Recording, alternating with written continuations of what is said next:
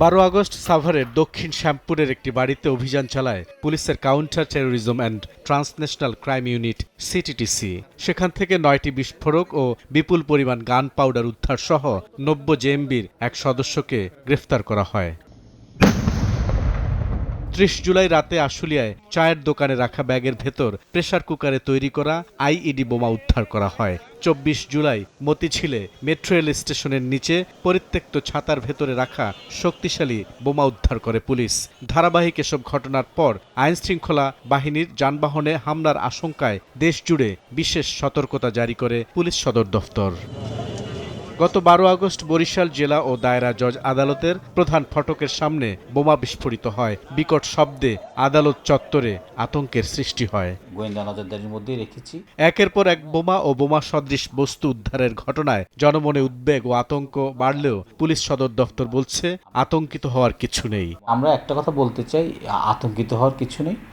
আর এই জাতীয় ঘটনা যারাই জড়িত, কিংবা আমরা দেখেছি অনেকেই তার নিজের মতাদর্শ প্রচারের ক্ষেত্রে এই জাতীয় উগ্রবাদে যদি প্রশ্রয় নিয়ে থাকে, আমাদের মূল কনসার্ন হচ্ছে গিয়ে কেউ যদি আইনশৃঙ্খলা পরিস্থিতির অবনতি ঘটায়, আমরা সাথে সাথে সেটা ব্যবস্থা নিব এবং ভবিষ্যতে যাতে এই জাতীয় কার্যক্রম কেউ না করতে পারে এবং কেউ জড়িত কিনা বা ইতিমধ্যে যারা এই জাতীয় কার্যক্রমের সাথে জড়িত প্রত্যেককেই আইনের আওতায় আনার জন্য আমরা সচেষ্ট রয়েছি।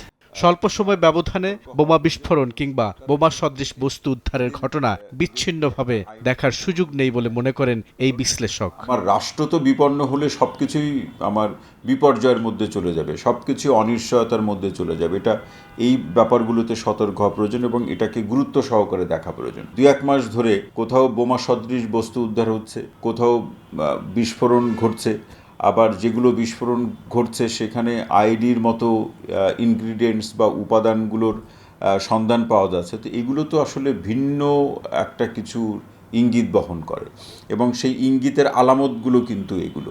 সম্প্রতি এক প্রতিবেদনে বাংলাদেশে আল কায়েদার তৎপরতা নিয়ে সতর্ক করেছে জাতিসংঘ। তবে এই রিপোর্টকে অনুমান নির্ভর আখ্যা দিয়ে আমলে নেয়ার কিছু নেই বলে জানিয়েছেন স্বরাষ্ট্রমন্ত্রী। অনুমান নির্ভর কোনো রিপোর্টের উপর আমরা তো অ্যাকশন করতে পারি না। বুলবুল রেজা, সময় সংবাদ, ঢাকা।